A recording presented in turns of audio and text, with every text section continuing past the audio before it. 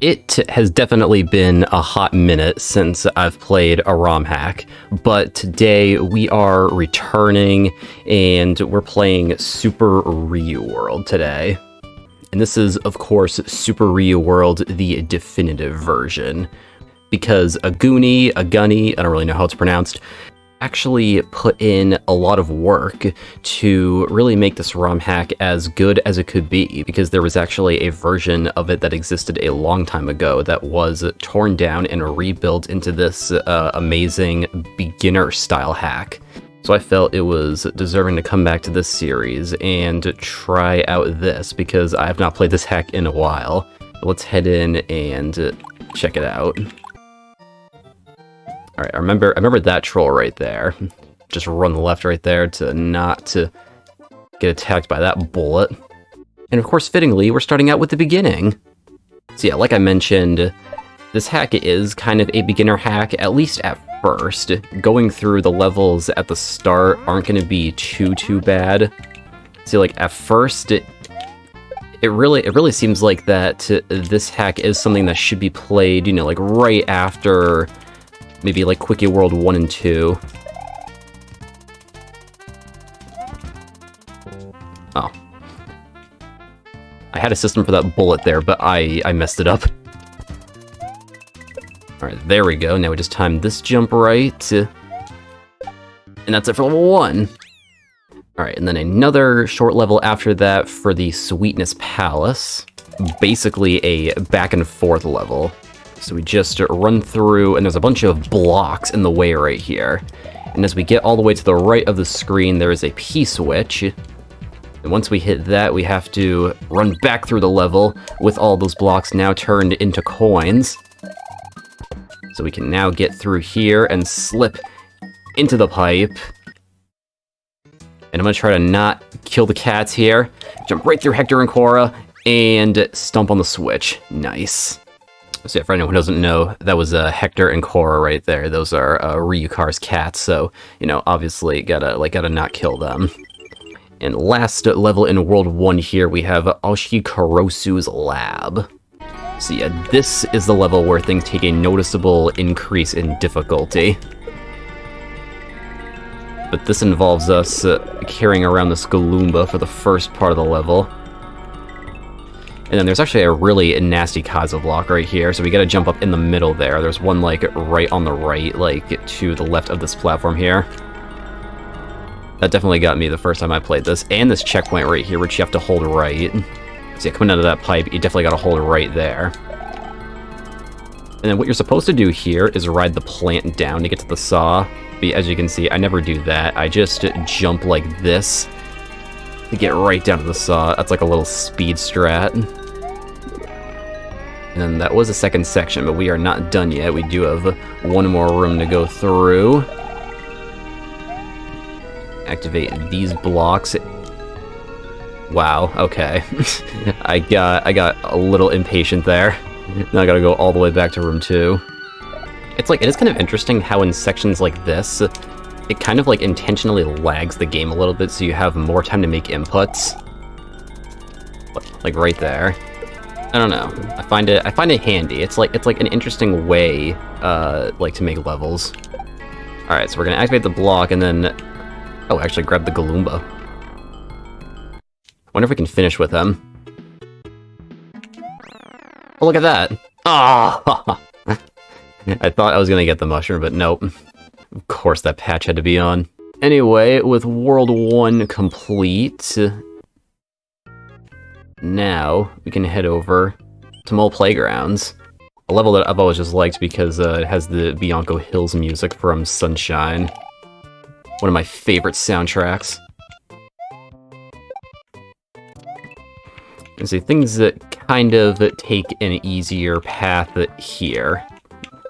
This feels very similar to the first level in the sense that it's like very beginner-like, and if you know what you're doing, you'll get through it very quickly. However, the escort here can definitely be a little frustrating at times. Oh, I hit the button, but he did not jump there. Ugh. Oh, okay, I'm... That was basically like 3 fails all in a row. Okay, there's a 4th right there. So, what I was saying is that we have to escort this mole all the way to the end of the level, and that can be frustrating at times. I might have screwed myself. Yep, I definitely screwed myself. I just despawned that guy. And then, yeah, we cannot get to the goal right here, as you can see, without that final mole. So I gotta start over. Alright, so I gotta not despawn him this time, so I'll wait a second for him to run this way. And then do the last jump, and we win. There we go.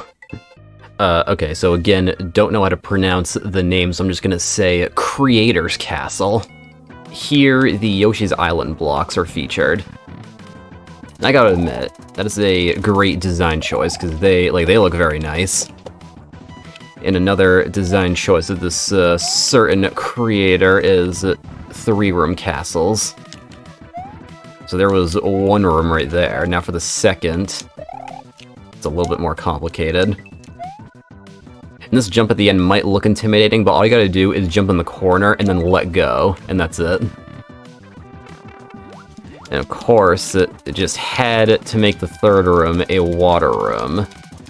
But like I said, same thing where it's like, if you've beaten it before, it really isn't that bad.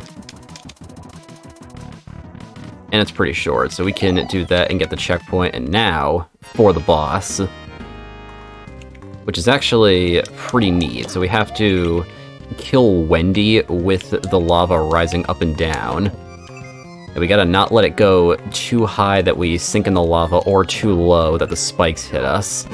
So right here, but thankfully we should have killed Wendy just quick enough that the spikes will miss us before the level clears.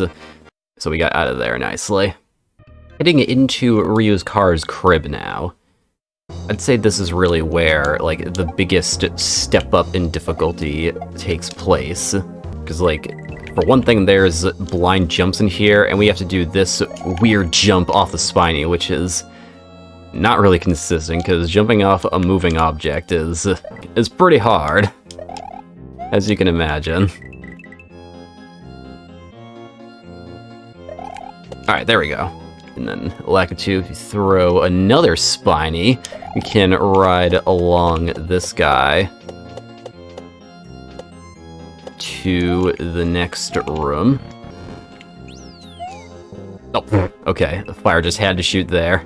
So things don't get much easier in this room, because there is still some weird stuff where we have to, okay.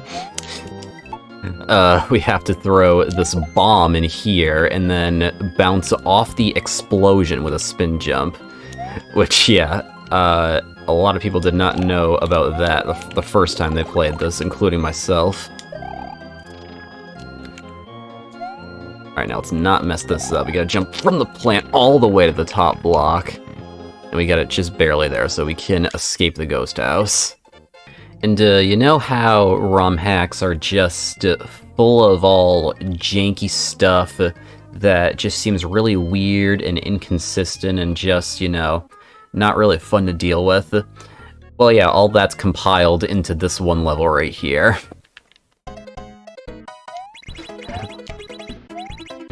Even though it does feature a lot of that, I cannot lie, this level really is fun to play a lot of the time. Even if it is really weird. So yeah, one thing that is like just really jank in these ROM hacks is on-off switches. Alright, there we go, getting through that. Now we just gotta do these weird jumps. Oh, okay, just barely got that. And something that I am still not great at is riding disco shells, which we have to do right here. Okay, got that. And I missed the platform. Alright, let's try this again, Yoshi. We are going to jump up, land you right in this platform, and then... now... you just have to do these jumps where you have to time this just right. I timed it right, but the jump just didn't want to work there.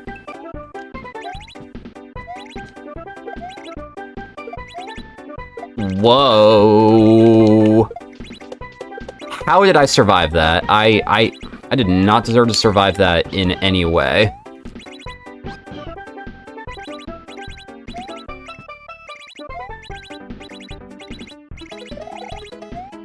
I don't know. With jank, sometimes you just get lucky. Alright, so we explored a little bit with Yoshi in that last level, but now we are all about Yoshi in the Yoshi Gardens. You'll see definitely a lot of different Yoshi power-ups with the shells and all that. Assuming I can actually get those jumps right. Whoa, okay. So we have to jump like that. And then now we are stomping Yoshi from the yellow shell. So we can stomp that bomb right up top. And then do this jump. Not touch those yellow spikes because we will still die even though we have the invisibility frames. So getting through that, we will do... okay. We will do some more... Can you just eat the shell, please? We will do some more flying with the blue shell. Oh. We will do some more flying with the blue shell. Then we do this weird jump. Eat this guy. And jump to victory. Another ghost house right here. We are heading into the waiting room. A run killer for many. So yeah, any levels with 2-layer platforms, it's like there's definitely a lot of stuff that you have to watch out for. Oh. I don't know what that was. Yeah, basically, as you can see right there, like they're basically like disappearing platforms. So it's all about timing. And I would say like the waiting room is fitting because like there's so many spots where you just gotta wait for the right cycle. And then just gotta wait for the platforms to line up in just the right spot. What was that? I was too like distracted by the bullet bill that I... What the heck, man? Alright, to wait for the right cycle right now. We have as much time as possible to get this. Like, a lot of stuff to pay attention to here. We're gonna eat the bullet bill, jump off these guys, eat the red shell, and then, okay. One last jump here. Get in the pipe very quickly before the platforms disappear, and then we just gotta jump through the last fishing boo right here. Oh, okay, thank goodness. That part is kind of just like luck-based, because, you know, if you don't know me, like, fishing boos are kind of like my least favorite thing, because they can just flick their wrist and that fire will be right in your face. Thankfully, it wasn't that time. Super Mario Maker, the original. Which seems a little weird because there definitely were not slopes in the original Mario Maker. Nor were there on-off switches, but you know what? I ain't questioning it. This level is pretty fun, at least compared to the last one. Oh, okay, a little short there. I think I'm supposed to wait. I think I might have to wait for that guy. Okay, yeah. Just take an extra bounce, take it slow. Don't get impatient. Alright. Whoa, that was close. Step. Oh yeah, I forgot. You can't be at the top of the vine when going through an invisible block because it'll just activate it. Whoops. Alright, so let's wait just a second for that invisible block to go away. And then, let's hopefully get this right. Whoa, that was weird. Alright. Alright, I'm not gonna rush it. We got time. Yes, dude! 25! Alright, we are so close to the end. We are at the last world here. Taking on Super Sky Factory. And honestly, from this point, things go from, like, a step up in difficulty to, like, not even a beginner hack anymore. Like, the difficulty of these levels make it so that, like, if you're a beginner, and you can make it through these levels, like, with your sanity still intact, then, like, that's just, like, unheard of. It's, like, mainly these jumps where you have to, like, hit the P-switch and move out of the way takes a long time to master. Like, I've definitely heard of some beginner Kaizo players spend like upwards of like 2-3 hours on this level before. I was definitely one of them. Oh. Of course, there's another P-switch right there. I still have not perfected that. Okay. Okay, got the P-switch that time. And here, like, at the end of the level is, like... Whoops. Here, like, at the end of the level is, like, where there's, like, so much pressure. I can't even get to that spot. No, I keep failing right at the last part there. Alright, please make it. Thank you. Okay. So, there's a lot of pressure built up right here, because there's just one last trick. All we gotta do is a simple P-speed shell jump, and we just have to not mess it up. Alright, here we go. Oh yeah, first try. We're not messing up shell jumps in 2022. We're just not doing that. People stopped messing up shell jumps in, like, 2018 or whatever. We're not messing them up now. No, no way. Alright, here we go, all the way up. Definitely a great name for a Skytree level. And honestly, Skytrees have just always been levels that give me a lot of trouble. So looking back on it, I probably struggled the most with this level when I played this game blind. See, it's like, in my opinion, no matter what difficulty a ROM hack is, if there's a Skytree in it, it's like, it's going to be super tight, and you're gonna have to move, like, super fast on every single jump. That's just probably why I've just had a love-hate relationship with Skytree levels for a long time. Oh my gosh. I'm like trying to jump so quickly that I'm just not jumping high enough. Alright, finally got back here. So we just have to not hit the baseballs, but hit the blocks quick enough. See, that can get, like, inconsistent quickly. That's the first half. The second half is not any easier, from what I remember. So let's start up this vine, and let's get after it. One second. Alright, there we go, catching up.